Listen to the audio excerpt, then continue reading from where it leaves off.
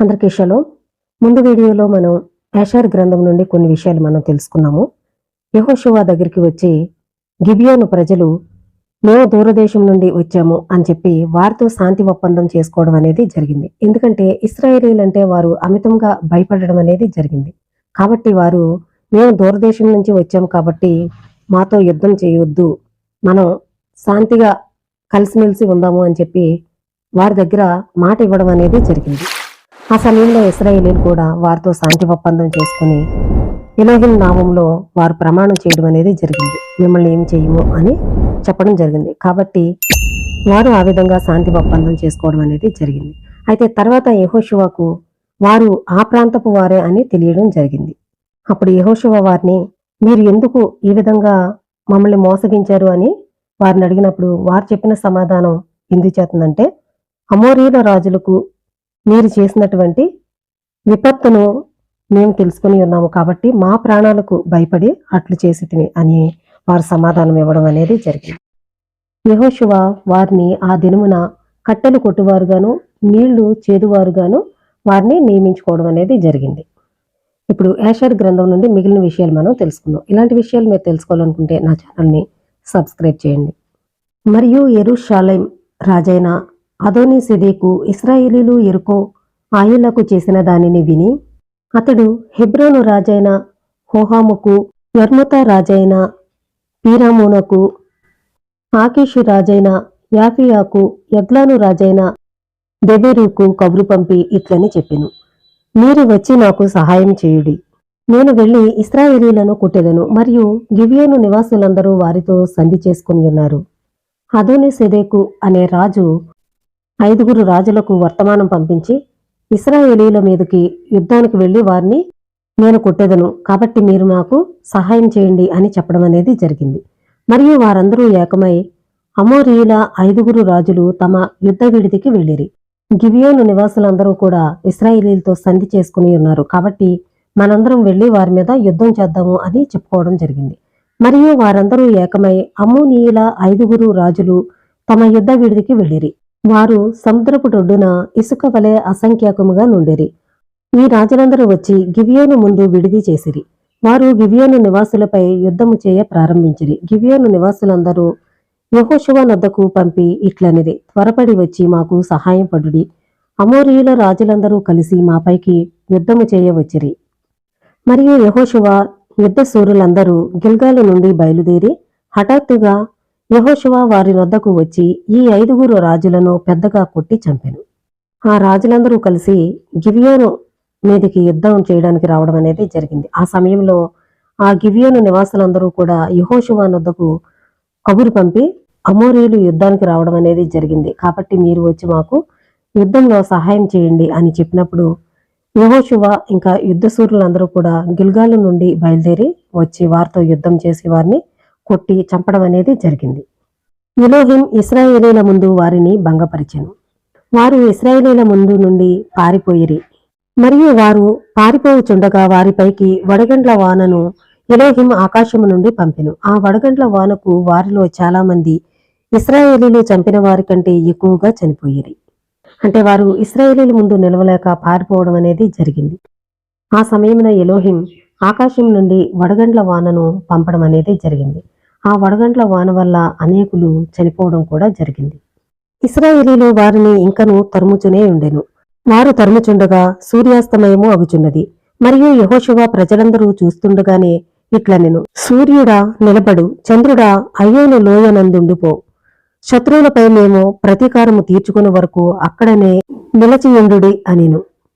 అంటే యెహోషువ యుద్ధం చేస్తున్నప్పుడు సూర్యాస్తమయం అయ్యే సమయం అవుతుంది, కాబట్టి ఆయన ప్రజలందరూ చూస్తూ ఉండగా ఆయన ఈ విధంగా ప్రార్థించడం అనేది జరిగింది. సూర్యుడా నిలబడు, చంద్రుడా అయ్యాను లోయలో నుండిపో అని ఆయన చెప్పడం అనేది జరిగింది. ఎందుకంటే శత్రువులపై మేము పగ తీర్చుకునే వరకు అక్కడనే నిలిచి ఉండుడి అని ఆయన చెప్పడం అనేది జరిగింది. ఎందుకంటే సూర్యాస్తమయం అయిన తర్వాత యుద్ధము చేయకూడదు, కాబట్టి యెహోషువ ఆ విధంగా ప్రార్థించడం అనేది జరిగింది. మరియు ఎలోహిం యెహోషువ స్వరము వినెను. సూర్యుడు ఆకాశము మధ్యలో నిలిచి ఉండెను.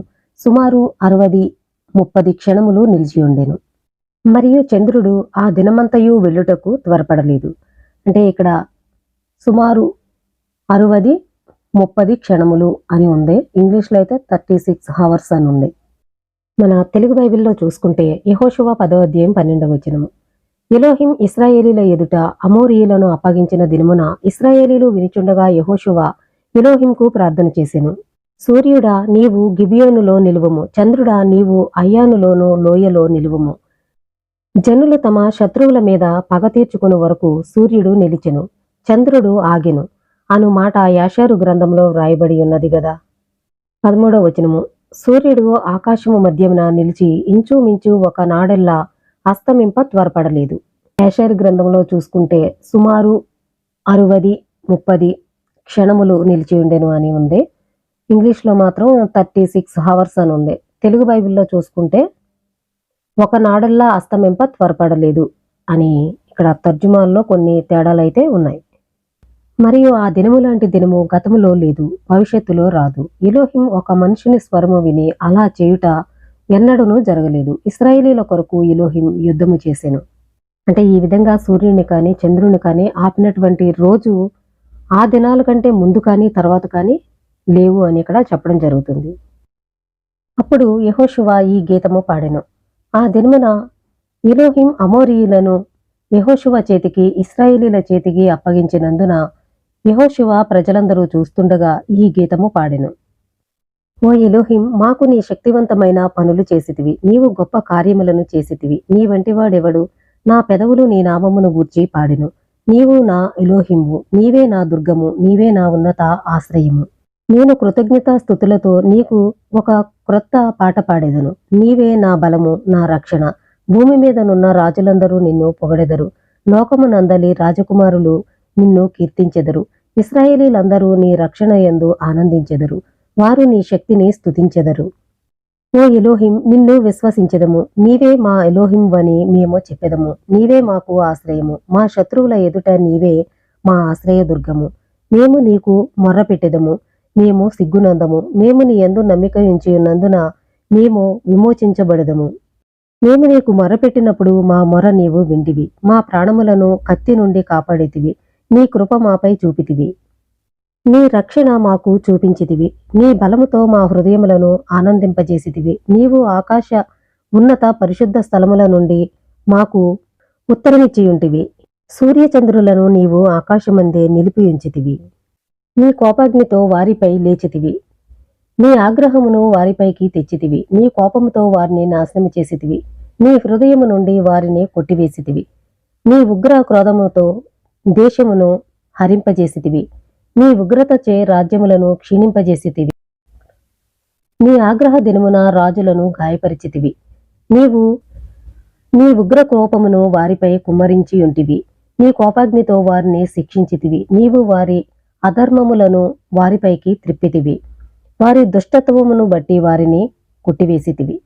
అంటే ఆ యొక్క రాజులందరినీ కూడా ఆయన శిక్షించి దండించి వారిని నిర్మూలన చేస్తున్నాడు.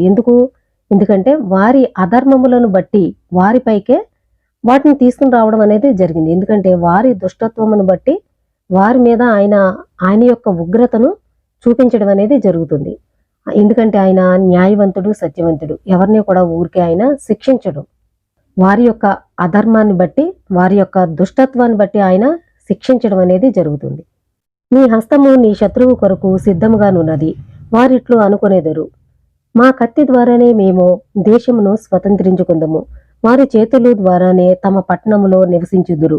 అయితే వారి ముఖములను సిగ్గుతో కప్పుదువు, వారి కొమ్ములను నేలపైకి పడినట్లు చేయుదువు.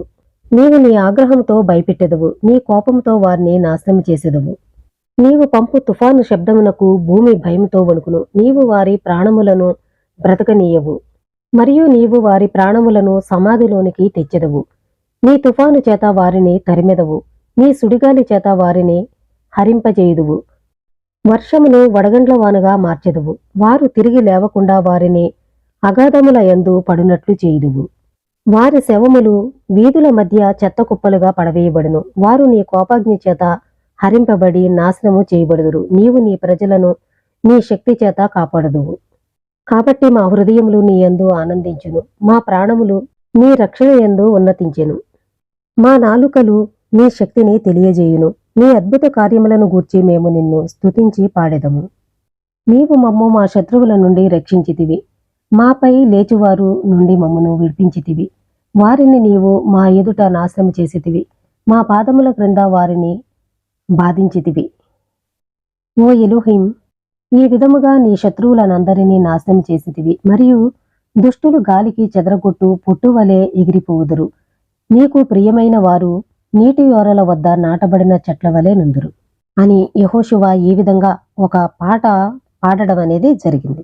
యెహోషువ మరియు అతనితోనున్న ఇశ్రాయేలీలందరూ గిల్గాలు నందున్న మకామునకు రాజులందరినీ కొట్టి తిరిగి వచ్చెను. కాబట్టి ఎలోహిం ఇశ్రాయేలీల పక్షాన ఉండి వారికి తోడుగా ఉండి వారి పక్షాన యుద్ధం చేయడం అనేది జరిగింది. ఎందుకంటే వారి పితరులకు ఇచ్చినటువంటి మాటను బట్టి వారిని కానానికి తీసుకుని రావడం అనేది జరిగింది.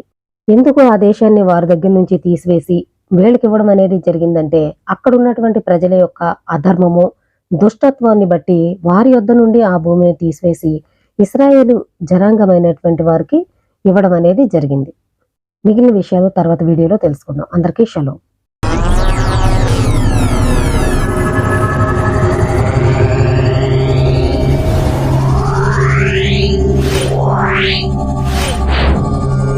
Yeah.